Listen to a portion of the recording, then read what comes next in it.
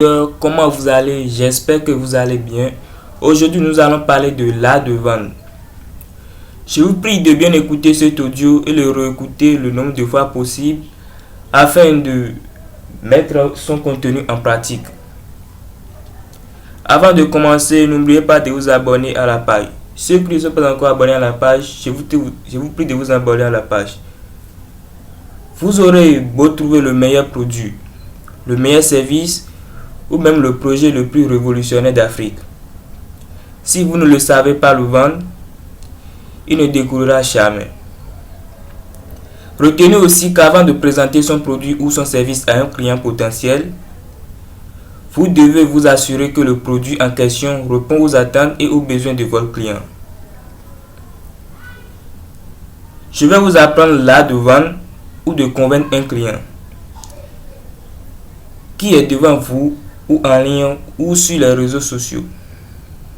C'est d'ailleurs une science fondamentale et pour mieux cerner cette science, il faut retenir les 8 points ci-dessous. Préparer l'entretien. Tout objectif flou conduit irrémédiablement à une connerie précise. Tout objectif flou conduit irrémédiablement à une connerie précise. Préparez-vous donc avant d'aller rencontrer les personnes à qui vous souhaitez parler de vos produits ou services. Il ne faut pas douter devant ses clients. Démarrer l'entretien.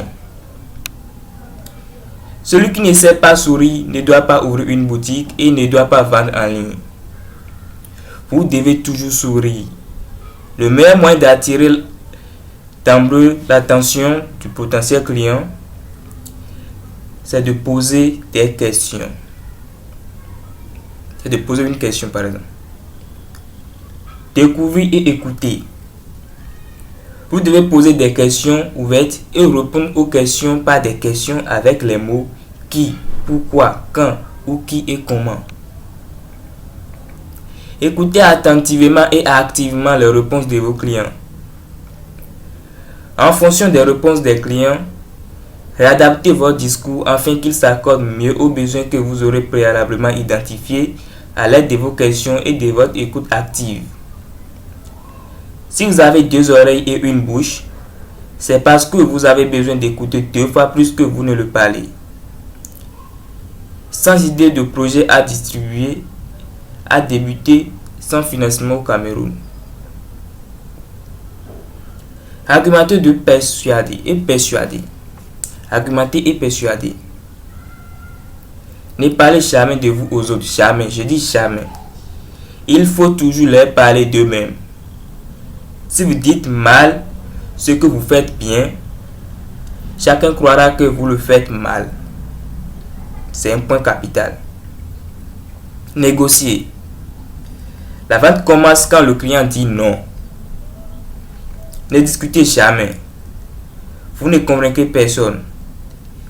Les opinions sont comme des clous. Plus on tape dessus, plus on les enfonce. Adaptez-vous toujours aux convictions de vos interlocuteurs afin de mieux les convaincre. Car les gens ne sont convaincus que par leur propre opinion. Conclure l'entretien. Le dernier mot en affaires est toujours un chiffre.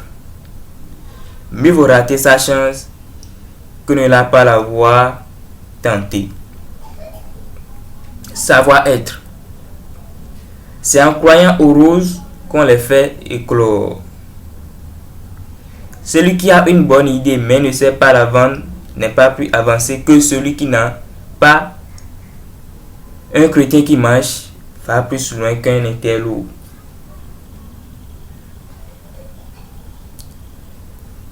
Un chrétien qui marche va plus loin qu'un interlope assis. Comment gérer les objections? Qu'elles soient fondées ou qu'elles servent uniquement à se débarrasser du vendeur, une objection peut toujours se contourner de manière astucieuse. Voici les objections possibles que vous pourrez attendre de la bouche de votre client. S'il commence par détourner son idée de votre produit ou lorsqu'il n'a plus envie de payer le produit chez vous. Il peut dire par exemple, je n'ai plus de budget. Ou bien je n'ai pas de budget. Si le prospect essaie uniquement de botter en touche, s'il essaie uniquement de botter en touche, il n'a peut-être pas pris la mesure. Il n'a peut-être pas pris la mesure. Il n'a peut-être pas pris la mesure du bénéfice lié à l'achat du produit. Vous pouvez lui répondre. L'objectif n'est pas de conclure une vente aujourd'hui, mais de vous montrer tous les avantages de ma solution. Il peut dire encore, je n'ai pas de budget. Il peut dire encore également, c'est trop cher.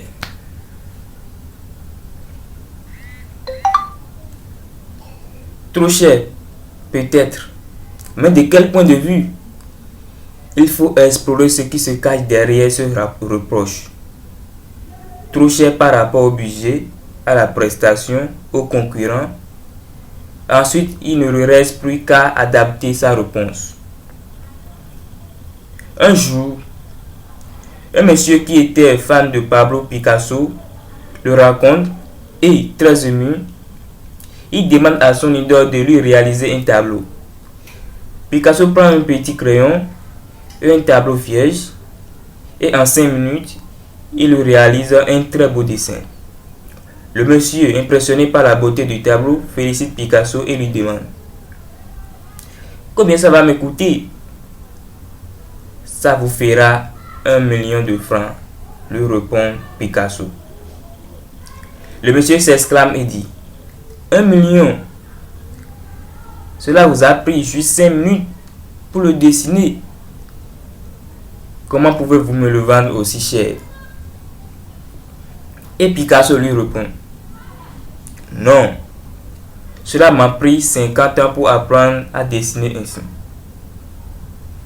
Ceci pour vous dire, n'ayez pas peur de proposer vos produits ou vos services à des prix élevés, surtout si vous êtes intimement conscient que le bénéfice de votre solution est largement supérieur au prix. Vous devez donc vous appuyer sur des arguments pareils pour convaincre vos prospects. J'ai déjà un fournisseur et j'en suis content. Quand le client vous lance cette objection à la figure, répondez-lui en disant: c'est normal, mais vous serez encore plus content quand vous nous connaîtrez. Ou encore, j'étais aussi très satisfait des cabines téléphoniques avant l'apparition du téléphone portable. Mais les téléphones portables m'ont beaucoup plus rassuré que ce que j'utilisais avant.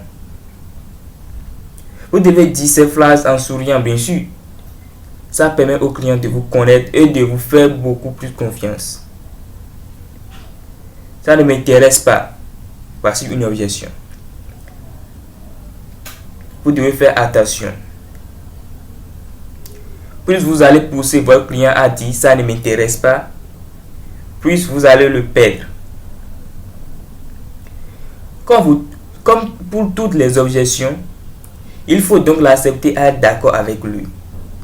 Votre travail serait d'en découvrir les causes ou les raisons qui poussent votre client à dire cela. Pour ce faire, répondez-lui en disant: je ne comprends pas. Il me semble pourtant que ma proposition correspond parfaitement à vos attentes. Qu'est-ce qui vous fait dire ça? Je n'ai besoin de rien. Il ne faut pas démontrer au client qu'on est choqué ou qu'il n'est pas le potentiel. Il ne faut pas le démontrer qu'il n'est pas le potentiel client. Ou le potentiel client destiné à acheter chez vous. Car vous avez le pouvoir de l'obliger à acheter votre produit. Il faudra simplement lui placer le meilleur ou la meilleure phrase pour le convaincre. Dites-lui simplement. Évidemment, heureusement que nous ne savons pas perdu votre temps. Heureusement que nous ne avons pas perdu votre temps en vous présentant le produit. Mais lorsque vous y saurez goûter, vous penserez la même chose que nos clients qui sont déjà satisfaits de nos services. Car, encore une fois, personne ne réclamait le téléphone portable. Reste à présenter aux prospects vos produits, belles références et votre produit va lui plaire. Il faut que j'en parle à mon associé.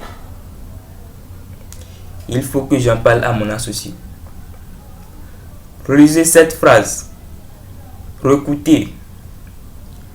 Réécoutez cette phrase jusqu'à la comprendre. Soit le client fait semblant de ne pas être la principale personne qui a besoin de votre produit, soit il n'est effectivement pas cette personne qui veut commencer ou qui veut consommer votre produit. Dans un cas comme dans l'autre, la réponse suivante relancera le change. Est-ce celui qui décide ou décidez-vous ensemble? Je vous propose de convenir d'un nouveau rendez-vous avec lui. Je vais réfléchir. Si le prospect dans cette réponse, c'est qu'il n'est pas convaincu, dans ce cas, mieux vaut mettre les pieds dans le plat. La solution consiste donc à essayer de l'accompagner dans sa réflexion en lui disant: j'ai peur que quelque chose ne vous ait pas plu dans ma présentation. Sans arrogance, je suis vraiment un expert du domaine et voudrais répondre à vos interrogations. Qu'est-ce qui vous fait hésiter? Je vais être sûr d'avoir fait mon travail jusqu'au bout. Je n'ai pas le temps de vous recevoir. Si le produit ou la prestation s'y prête, une réponse appropriée sera: mon optique est justement de vous faire gagner du temps. Mais plus largement, on pourra proposer ton entretien qui durera uniquement le temps dont vous disposerez. Précisez que la présentation prendra 12 ou 14 minutes, mais pas 10 ou 15. Le prospect doit savoir que vous êtes chronométré et vous ne devez pas sortir du temps imparti. Si vous posez ensuite des questions, c'est qui aura décidé d'entretenir avec vous. Envoyez-moi une plaquette. Si vous l'osez, tentez de lui répondre en souriant toujours: j'arrive. C'est moi la plaquette. Plus classiquement, vous pouvez tout à fait opposer à votre prospect que si une plaquette pouvait vous remplacer.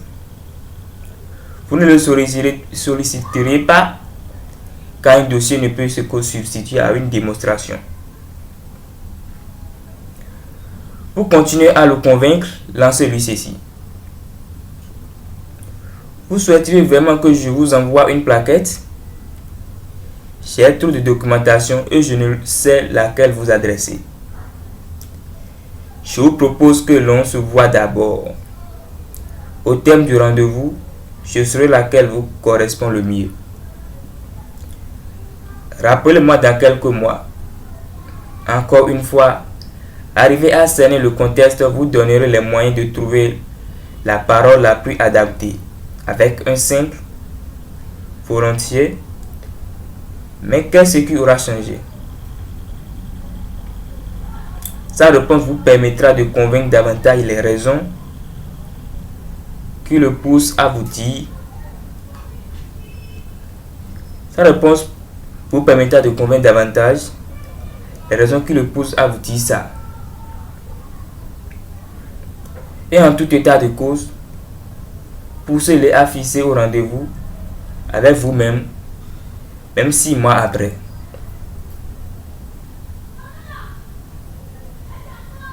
Merci pour votre attention. Voici tout ce qu'il faut comprendre sur l'art de vendre.